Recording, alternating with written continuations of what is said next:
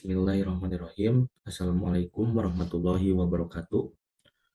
Perkenalkan, saya Muhammad Ridho Fadilah dari program studi Ekonomi Pembangunan dengan NPM 190216100. Ingin mempresentasikan hasil penelitian saya yang berjudul Strategi Pengembangan Penjualan Online pada Industri Fashion Studi Kasus Hoyafil.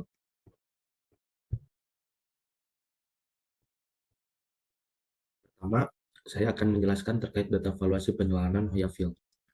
Seperti data yang telah saya cantumkan dalam data valuasi penjualan Hoyafil, bahwa data valuasi penjualan Hoyafil ini terlihat fluktuatif dari bulan Oktober 2019 hingga bulan Desember 2021. Hal ini terlihat dari data yang saya tampilkan di sini. Lalu dalam valuasi penjualan online Hoyafil ini terdapat satu bulan yang dimana menjadi valuasi tertinggi dalam range antara Oktober 2019 hingga Desember 2021, yaitu ada di bulan Mei 2021. Hal ini menjadi data valuasi tertinggi dari penjualan online Hoyafil. Mei 2021 ini menjadi data valuasi penjualan tertinggi dikarenakan beberapa faktor. Yang pertama, adanya produk penjualan. Yang pertama dikarenakan Hoyafil meluncurkan beberapa produk baru. Yang kedua dikarenakan adanya diskon besar-besaran. Yang ketiga dikarenakan adanya strategi pengiklanan yang masif. Dan yang keempat adalah pada bulan Mei ini bertepatan dengan bulan Ramadan yang dimana tingkat permintaan dari konsumen pun tinggi. Tapi yang menjadi permasalahan dalam data valuasi ini ataupun dalam Hoyafil ini adalah pasca bulan Mei 2021 ini tidak ada lagi penjualan yang dapat menyamai bahkan melebihi dari bulan Mei 2021 ini. Dalam penelitian ini terdapat tiga identifikasi masalah. Yang pertama, bagaimana kekuatan dan kelemahan penjualan online pada Hoyafil. Yang kedua, bagaimana peluang dan ancaman penjualan online pada Hoyafil. Yang ketiga, bagaimana strategi penjualan online Hoyafil dalam mengembangkan industri fashion. Lalu tujuan dari penelitian ini adalah yang pertama, mengetahui kekuatan dan kelemahan penjualan online pada Hoyafil. Yang kedua, mengetahui peluang dan ancaman penjualan online pada Hoyafil. Yang ketiga, mengetahui strategi penjualan online Hoyafil dalam mengembangkan industri fashion. Dalam kerangka pemikiran penelitian ini terdapat penjualan online di sini dipengaruhi oleh perilaku produsen dan perilaku konsumen.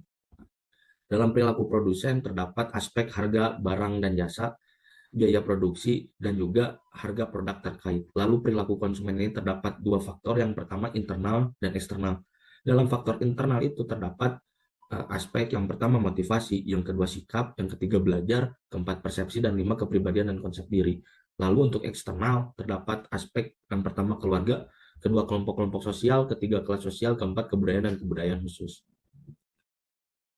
Penjualan online Hoyafil ini yang dimana dipengaruhi oleh perilaku produsen dan perilaku konsumen ini menjadi landasan terciptanya sebuah strategi dalam pengembangan penjualan online, dikarenakan strategi ini didasari oleh analisis SWOT, yang dimana analisis SWOT ini berpengaruh dari internal dan eksternal.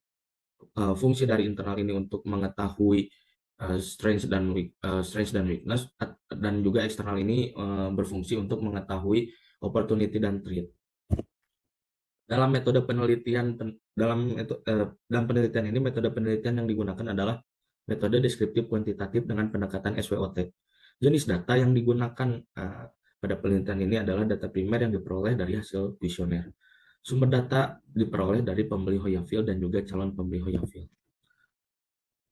Hasil IFAS dan EFAS menjadi salah satu aspek dalam analisis SWOT, yang dimana dalam penelitian ini hasil dari IFAS-nya itu adalah 2,8055 dan EFAS-nya itu adalah 3,7. Hasil IFAS dan EFAS ini menghasilkan satu titik, yang dimana titik ini berada pada kuadran 1. Kuadran 1 ini berarti bahwa Hoyafil mendukung strategi agresif, yang dimana dalam hasil analisis SWOT, strategi agresif yang paling cocok itu adalah strategi SO atau kekuatan dan peluang, yang dimana terdapat 3 strategi SO, yaitu yang pertama, memiliki data customer loyal untuk diberikan komplimen dan mempermudah penyebaran informasi serta kuesioner agar Hoyafil mendapatkan feedback dari customer loyal. Yang kedua, melakukan penyebaran kuesioner terkait produk yang diinginkan oleh konsumen. Pewarnaan dan fungsi menjadi aspek konsumen untuk membeli produk. Dan yang terakhir, dengan banyaknya konsumen yang merasa legalitas branding menjadi keputusan pembelian, Hoyafil perlu memberikan informasi yang masif kepada konsumen. Nah, ini hasil dari analisis SWOT yang saya peroleh, yang dihasilkan dalam penelitian ini, yang dimana kekuatan atau strength itu memiliki 13 poin, weakness atau kelemahan memiliki 9 poin, peluang atau opportunity itu memiliki 5 poin, dan threat atau ancaman itu memiliki 5 poin. Untuk strateginya, strategi SO memiliki 3 poin, strategi WO memiliki 2 poin, strategi ST memiliki 2 poin, dan strategi WT memiliki 1 poin. Kesimpulan dari penelitian ini adalah konsumen Hoyafil sudah terbiasa belanja secara online dan Hoyafil mendapatkan kesan positif dari para konsumennya. Hal ini membuktikan bahwa kinerja pegawai Hoyafil sangat baik dalam melayani konsumen. Lalu yang kedua, sizing dan styling dari produk yang dijual oleh Hoyafil masih membuat konsumen kurang menyukainya, dikarenakan sizing dan styling dari Hoyafil tidak umum.